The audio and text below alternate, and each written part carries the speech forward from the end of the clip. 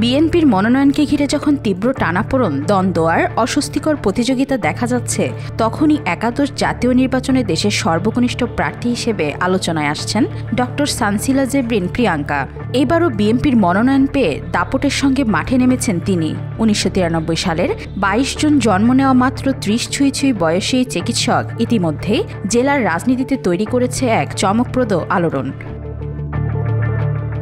ধানের শীষ প্রতীকের এই তরুণী যোদ্ধা শেরপুর জেলা বিএনপির সাবেক আহ্বায়ক হযরত আলীর মেয়ে। ২০০৮ সালে এসএসসি, ২০১০ সালে এইচএসসি এবং ২০১৬ সালে এমবিবিএস শেষ করে চিকিৎসা পেশায় যুক্ত হলেও অল্প বয়সে রাজনীতিতে তুমুল আলোচনার নায়িকা হয়ে ওঠেন প্রিয়াঙ্কা।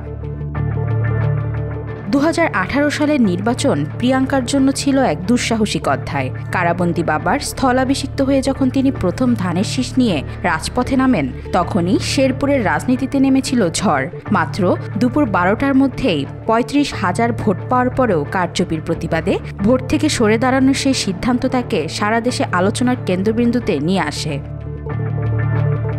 মনোনয়ন ঘোষণার পর থেকেই শেরপুর শহরের চায়ের দোকান থেকে শুরু করে অফিস পাড়া সবখানেই বইছে উৎসবের ঢেউ। তরুণ কর্মীদের ভিড়ে প্রিয়াঙ্কার প্রচারণা যেন আগেভাগেই রূপ নিয়েছে নির্বাচনী শোডাউনে।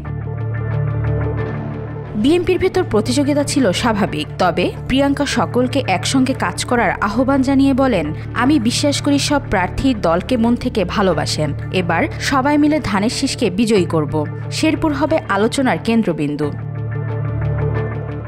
ইতিহাস বলছে এই আসনটি বিএনপির হাতছাড়া আসন, তবে সম্ভাবনার শীর্ষে প্রিয়াঙ্কা। ১৯৭৯ সালের নির্বাচনে এই আসনেই জয়ী হয়েছিলেন সাবেক মন্ত্রী মরহুম খন্দকার আব্দুল হামিদ। এরপর ১৯৯৬ সালের ১৫ ফেব্রুয়ারি নির্বাচনে জয় পান সাবেক উপসচিব মরহুম মোহাম্মদ নজরুল ইসলাম। সেই থেকে আসনটি আর বিএনপির হাতে নেই।